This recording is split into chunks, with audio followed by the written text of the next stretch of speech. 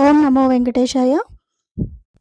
ఆదివారం రథసప్తమి పర్వదినాన్ని పురస్కరించుకొని ఈరోజు తిరుచానూరులో కోయిలాల్వార్ తిరుమంజనం కార్యక్రమం జరగబోతుంది. ఈ కార్యక్రమం అయిపోయిన తర్వాత 10 గంటలకు భక్తులను దర్శనానికి అనుమతిస్తారు. ఇక నిన్నటి రోజున స్వామివారిని దర్శించుకున్న భక్తుల వివరాలు.